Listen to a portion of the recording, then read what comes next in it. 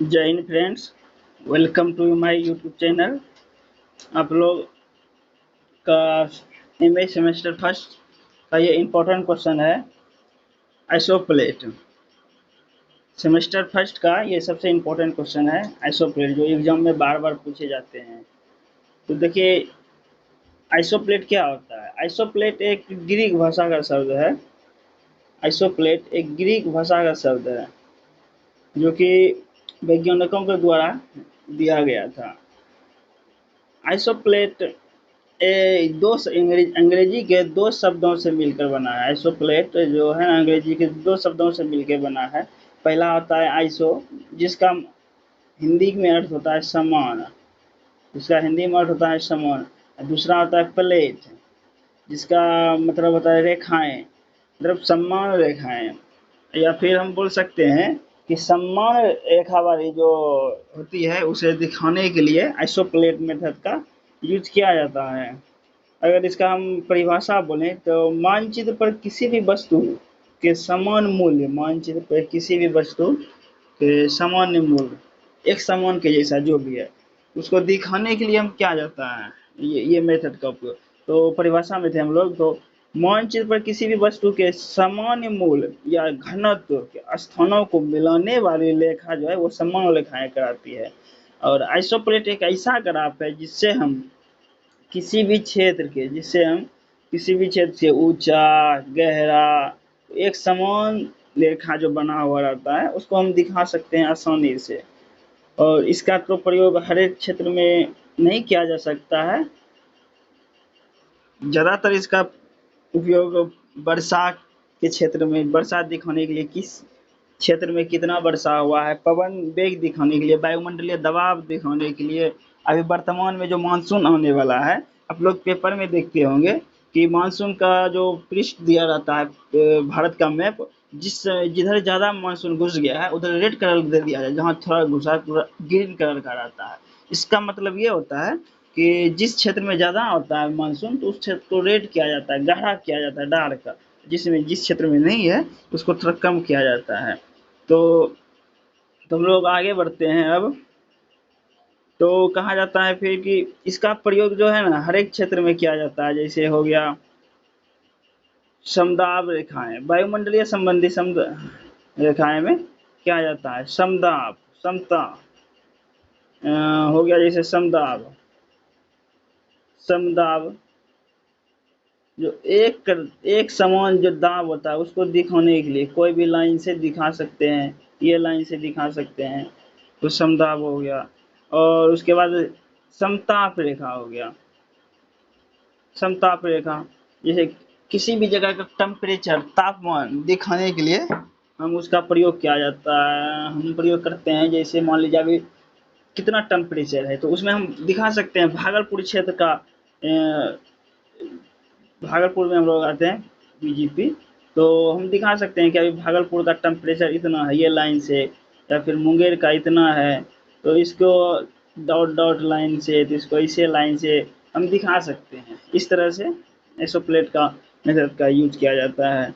और इसे control line द्वारा दिखाया जाता है। जब दो मूल्य, जब मान लीजिए ए, एक सेकेंड पीपीटी चेंज करते हैं। इसमें लेते हैं, अगर मूल्य ए हो गया जगह ए और जगह बी, इन दोनों को जो रेखा के जो बीच ये रेखा को मिलाते हैं इसे कंट्रोल लाइन करते हैं। ए डैश हो गया, ये हो गया बी और ये हो गया बी डैश। ये दोनों जो रेखाएं मिलाते हैं ये समान दाब में रहता है, ये समान दाब में रहता है।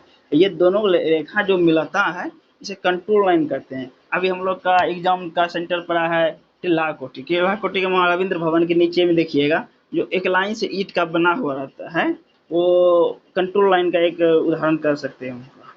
ठीक, तो आइसोप्लेट ये होता है। अगर इसे एक सिंपल भाषा में बोला जाए आइसोप्लेट क्या है, आइसोप्लेट वो काल्पनिक रेखा है। इसको हम काल्पनिक रूप से दिखाते हैं, ये नहीं कि हम जाके वहाँ पे रेखा पाड़ दिए, चिन्ह पाड़ दिए कि यहाँ से गर्म टेम्परेचर, यहाँ से ठंडा टेम्परेचर, यहाँ से इतना इतना टेम्परेचर। तो इसे काल्पनिक रेखा द्वारा दिखाया जाता है जो कि सामान्य मूल्य को सामान्य मूल्य जैसे हो गया यहाँ पे सामान्य मूल्य, जैसे यहाँ पे 20 हो गया ये घेरा में, तो फिर यहाँ भी 30 हो गया, यहाँ 20 हो गया, 30 हो गया, यहाँ 20 हो गया, तो ये 20 वाला मिल जाएगा, इधर 30 वाला मिल जाएगा। इस तरह समान एक जगह सब मिलेगा। और फिर आगे उसे हम आइसोप्लेट कहते हैं, आइसोप्लेट मेथड करते हैं। आइसोप्लेट में किसी भी वस्तु की ज्ञात मात्राओं को मूल्य स्थानिक ऊंचाइयों की तरह यथावत लिखते हैं। जब कोई जैसे पहाड़ पर का दिखाना पड़ता है ऊंचाई, ये मान लीजिए पहाड़ है, तो ये पहाड़ का यहाँ, ये पहाड़ यहाँ यहाँ ठीक, ये पहाड़ इधर से, इसका मान लीजिए 20 फीट है, इसका 30 फीट है, और ये पहाड़ का हो गया आपका 25 फीट, 25 फीट, ये हो गया 35 फीट। ऐसे ऐसे करके तो हम इसको दिखाने के लिए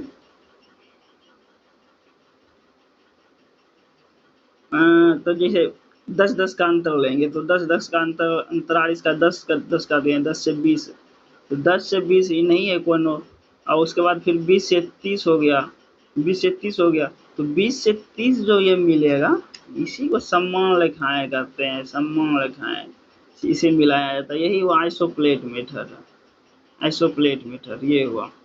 अगर इसका बात किया जाए तो ये उचित अंतराल पर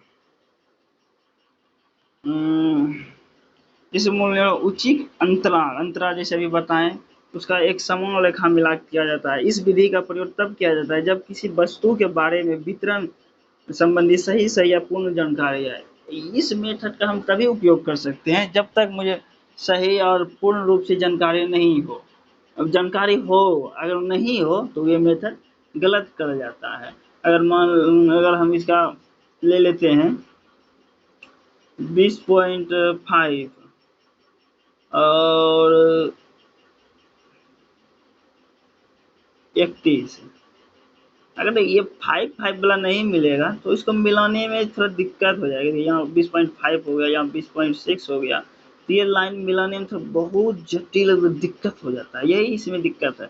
और सबसे बड़ा दिक्कत इसमें आता है कि इसमें हम पॉपुलेशन नहीं दिखा सकते हैं, दिखा सकते हैं बहुत कठिन से। अगर मान लीजिए ये ये मेरा इंडिया है, ये मेरा इंडिया है, अगर यहाँ का यहाँ बहुत अधिक मात्रा में है जनसंख्या,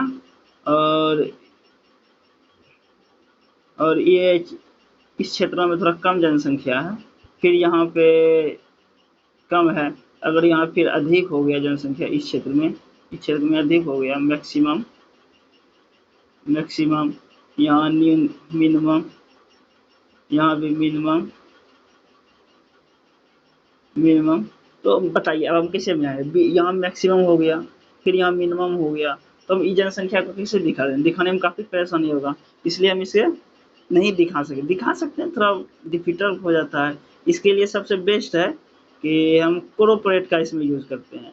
अगर जनसंख्या दिखाना हो तो उसमें हम कोरोपरेट, जैसे हम लोग पढ़े हैं, आप लोग भी पढ़े हैं, कोरोपरेट में मान लीजिए ये हो गया इस क्षेत्र का जनसंख्या 40 है, तो इसको हम उस अनुसार से दिखा सकते हैं। ये जैसे ये 40 में इसमें दिखा दिए, कंप्लीट हो गया जानकारी मेरा, 40 हो गया। फिर अगर ये क्षेत्र में आ गया मेरा जनसंख्या 50, तो इसको हम इसे करके दिखा दिए। फिर मेरा अगर लीजिए ये वाला ले लेते हैं, ठीक, ये क्षेत्र में आ गया जनसंख्या 80, तो इसको थोड़ा और डार्क करके करेंगे, इसे वाला। और ये क्षेत्र बचा ऊपर वाला, तो ऊपर वाला क्षेत्र में अगर जनसंख्या सबसे अधिक है तो इसे हम पूरा डार्क करके बनाएंगे, जैसे इसे मान लीजिए इसे इस तरह से। ये तो हम कोरोप्लेट में जनसंख्या का यूज करते हैं जनसंख्या को दिखाने के लिए, यही इसका डिमेरिट है कि आइसोप्लेट में हम जनसंख्या को नहीं दिखा सकते, कोरोप्लेट में हम जनसंख्या को अच्छी तरह से दिखा सकते हैं। देखिए फ्रेंड्स, वीडियो थोड़ा लंबा हो रहा है, अगर आप पूरा देख लीजिएगा, एक अच्छे से समझ जाइएगा, फिर कभी दिक्कत नहीं होगा। और एग्जाम में ये इंपॉर्टेंट क्वेश्चन है, हर यूनिवर्सिटी में सेमेस्टर 1 में, पीजी सेमेस्टर 1 में पूछा जाता है। तो आप लोग पूरा वीडियो ध्यान से देखें। चलिए इसके बाद हम आगे बढ़ते हैं। देखिए अब बात आता है कि हम क्वेश्चन इसमें कैसे पूछा जाएगा। क्वेश्चन इसमें इस तरह से क्वेश्चन दिया हुआ रहेगा और कि बताएगा कि इसमें डेंसिटी दिखाइए, ये मेरा डेंसिटी पॉपुलेशन का है। यहाँ पे कुछ भी दिया जा सकता है। ये आप ध्यान में नहीं रखिए, ये पॉपुलेशन का है, घनत्व का है ये। ऊंचा ऊंचा नीचा, समताप, दाब, टेम्परेचर, कोई भी चीज का। चलिए हम इसको हटा ही देते हैं, इसको हम हटा ही देते हैं। ठीक, ये काट दिया। चलिए अब हम इसका करते हैं योग, उपयोग, सही उपयोग क्या होता है ये मेथड। देखिए इसका हम अंतराल देखिए, सबसे पहले कम कितना है 22, उससे कम तो नहीं है, तो हम 10-10 का कर लेंगे। सबसे ज़्यादा है यहाँ 55, 85, 85 है सबसे ज़्यादा, और सबसे कम इतना, तो ज़्यादा नहीं बने इसके लिए हम 10-10 का गैप ले लेते हैं, अंतराल जिसको कहते हैं। अंतराल ले लेंगे तो 20 से 30 ले लिया पहला, 20 से 30, 20 से 30 लिए, तो 20 से कम नहीं है, 30 यहाँ है, तो ये 35 और 29 के बीच में यहाँ ये आया 30, 30 ऐसे करके और 28 के बीच में 30 आ गया। फिर दूसरा आ गया फिर 30 से 40, तो 30 से 40 के बीच में 40 ये हो गया, इधर से आ गया 41, 40, फिर 10 39, फिर ये ऐसे करके ये बगल से ऐसे करके आएगा। ठीक, फिर 40 से 50 हो गया, 40 से 50 में 50 हो गया, फिर जो है लिखते जाते हैं 30 से 40, 40 से 50, 40 से 50 हो गया, तो 50, 50, 50, 50, 50, 50 ऐसे, और उसके बाद फिर हो गया 50 से 60, 50 से 60, तो 50 से 60 में 50, 60 हो गया, इतना इतना यहाँ से आया, फिर ऐसे यहाँ ले सकते हैं, फिर 65, फिर 60, 65 से नीचे से आएगा 60, उसके बाद फिर आएगा 60, 60 हो गया, उसके बाद आएगा 60 से 70, 60 से 70, 60 से 70, 70 यहाँ एक इधर से आएगा, इधर से लेके थे 70, इधर से यहाँ 70, फिर 70 से 80, 70 से 80, 80, 70 से 80 ऐसे। उसके बाद इसको अपना अपना अलग अलग क्षेत्र से ये क्या कहते हैं, उसको सिंबल से दिखा देंगे। अगर सिंबल से दिखाएंगे तो मान लीजिए हम ये कर लिए, उसके बाद दिखाते हैं।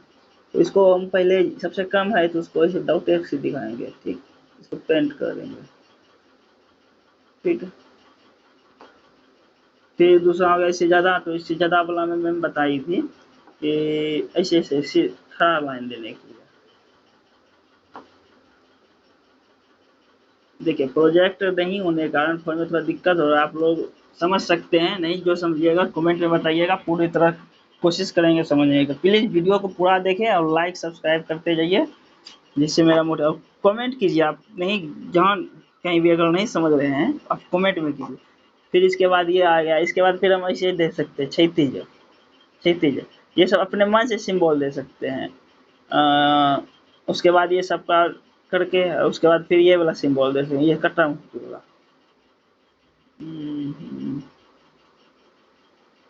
ये सबको अलग अलग तरह से पेंट करके फिर इसमें डार्क वाला, इसके बाद फिर हो जाएगा, फिर ये डार्क सबसे ज़्यादा जहाँ अधिक होगा। इसी तरह से इसमें कोई भी सिंबल ले लीजिए, ऐसे लेके ऐसे बीच में, बीच में, बीच में, बीच में, इसमें ले लीजिए स्टार, इसको हज कहते हैं, हज, हज। और उसके बाद जो बचा जो 70 से 80 85, तो इसमें ले लेते हैं हम लोग डार्क वाला, डार्क में रेड वाला लेके हाँ, इसमें जो है ना ऐसे ऐसे वाला लेंगे, ऐसे ऐसे करके ये मिला दिए। उसके बाद इसमें ये इसलिए किया जाता है अलग अलग तरह के कि जिस क्षेत्र में जैसे जहाँ पे ज़्यादा जनसंख्या है तो वहाँ ज़्यादा डार्क होता है, जहाँ पे कम जनसंख्या होता है वहाँ पे कम डार्क होता है। ऐसे इस तरह से हम लोग मैप बना लिए। इसी क्वेश्चन को फिर से हम थोड़ा आसानी से समझने के लिए एक भारत का मैप में आपको बताते हैं। इसी तरह से क्वेश्चन दिया रहेगा, आपको ऐसे ऐसे बना देना है। उसके बाद इसका एक इंडेक्स बना देना है। जैसे अभी आप क्वेश्चन में देखें कि अंतराल लिए थे हम 10-10 करके, क्या था 20 से 30, 30 से 40, 40 से 50, 50 से 60, 60 से 70। इसी तरह का इसका हम इंडेक्स बना देंगे।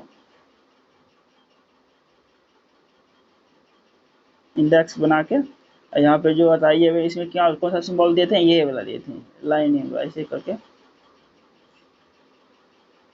ये वाला सिंबल दे देंगे। फिर इसमें हो गया इसमें लाइन खड़ी रेखा दिए थे, खड़ी रेखा, ये समझ रहे हैं। उसके बाद फिर इसमें दिए थे ये वाला, ये वाला, ये वाला, ये वाला, ये वाला, ये वाला, ये वाला, समझ गए। इसी तरह से इनका इंडेक्स बना देना है। हज दिए थे, फिर इस तरह से बना देना है। ये 90 तक 10-10 का अंतराल करके बना दीजिएगा। नहीं समझिएगा कमेंट जरूर कीजिएगा। फिर से कोशिश करेंगे। इसके लिए फिर से एक हम अगला जनसंख्या पे लेते हैं। जैसे भारत का मैप में हम देखते हैं, अगर हम जनसंख्या पॉपुलेशन पे देखते हैं तो इसमें थोड़ा यही दिक्कत होता है, इसका हम क्षेत्र सही से नहीं बांट सकते हैं। क्षेत्र इसलिए नहीं बांट सकते हैं कि ये मैदानी भाग, देखिए ये सब मैदानी भाग आया, मैदानी भाग ये सब हुआ, ये सब में ये सब क्षेत्र में जनसंख्या थोड़ा अधिक पाया जाता है, ये मैदानी भाग में, ये मैदानी भाग में, और बीच में भी ये इसमें थोड़ा जनसंख्या अधिक पाया जाता है। तो इसका तो हम दिखा दिए। उसके बाद जो फिर इस साइड में बचता है,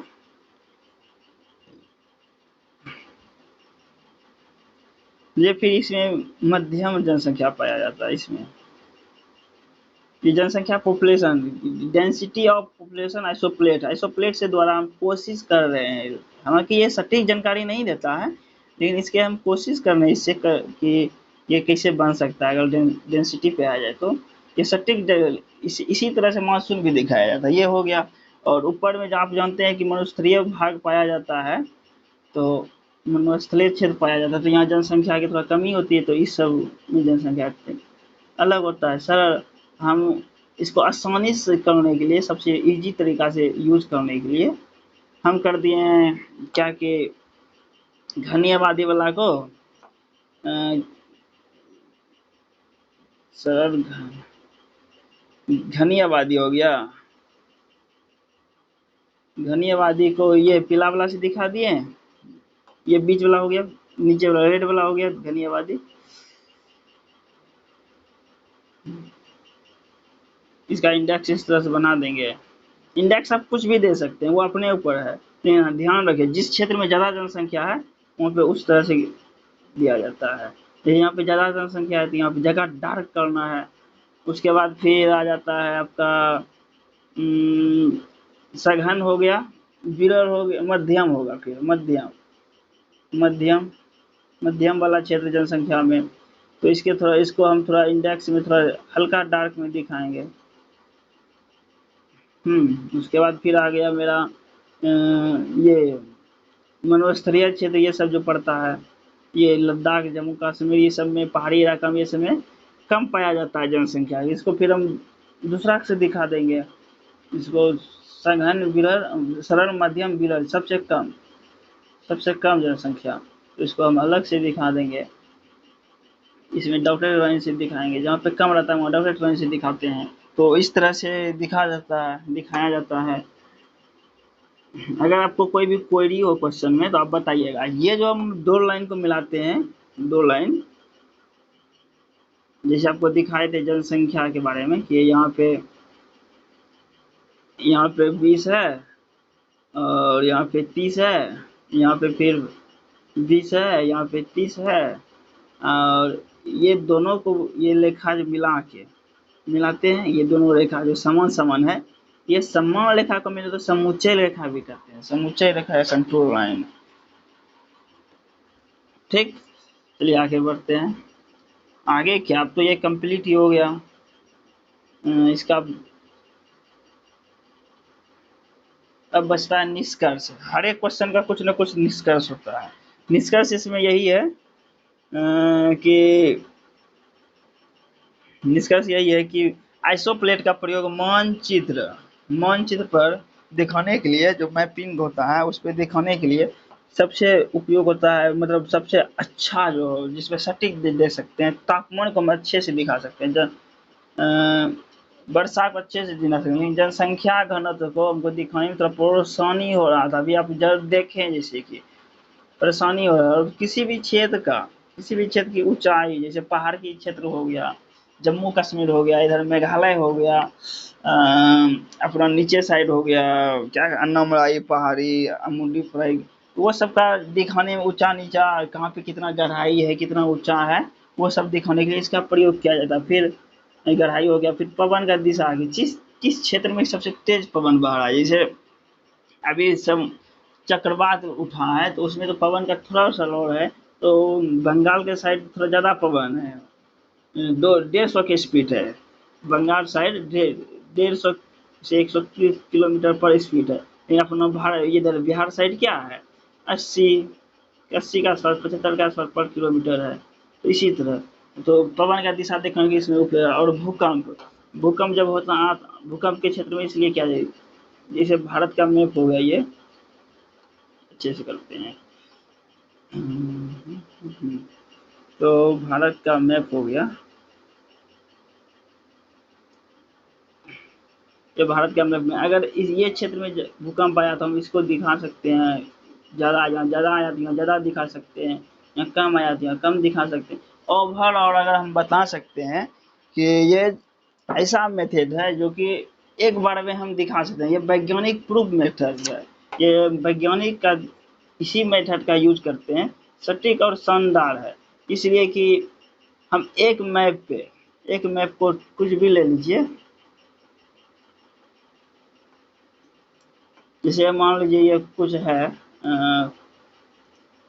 अगर इस क्षेत्र में कुछ ज़्यादा आया तो यहाँ पे हम ज़्यादा दिखा सकते हैं। ये वैज्ञानिक मेथड के द्वारा होता है। वैज्ञानिक इसी मेथड का यूज करके आसानी से सब डाटा दिखा देते हैं। यहाँ पे हम कुछ ज़्यादा डार्क दे देंगे, यहाँ पे ज़्यादा आया है तो फिर उसके बाद कम आया है, यहाँ पे कोई भी चीज़, पवन, भूकंप, गहराई, तापमान जो भी है, यहाँ पे ज़्यादा है तो ज़्यादा, यहाँ पे उससे कम है तो उससे कम देंगे, इससे कम देंगे, यहाँ पे कम देंगे।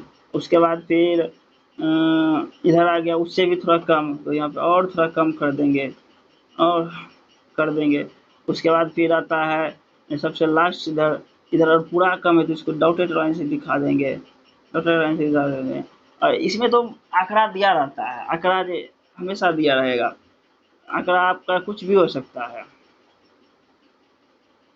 भारत का मान लीजिए ऊपरी भाग हो गया आपका, अरे ये क्या हो गया, भारत का ऊपरी भाग 10 हो गया, 20 हो गया, 30 हो गया, 40 हो गया, तो इस तरह से हम आंकड़ा दिया हुआ रहेगा। फिर यहाँ भी 10-20 रहेगा, यहाँ भी 10 रहेगा, यहाँ 20 रहेगा, यहाँ 30 रहेगा। तो इसको जो हम मिलाते जाएंगे एक समान रेखा, इसी को कहते हैं समान रेखा में। तो ये समान रेखा तो मिल गया, ये 40 हो गया, कहीं ना कहीं ये मिलता जाएगा, इसी को समान रेखा कहते हैं, या फिर iso plate method. Thank you दोस्त। अगर कोई क्वेरी हो क्वेश्चन में तो आप लोग कमेंट में हमें ज़रूर बताइए, और प्लीज़ लाइक एंड सब्सक्राइब जरूर कीजिए, अपना दोस्तों में शेयर कीजिए। और अगर वीडियो समझ में नहीं आया है तो फिर से कमेंट कीजिए, हम फिर से कोशिश करेंगे अच्छे तरह से समझाने का। थैंक यू, धन्यवाद, जय हिंद।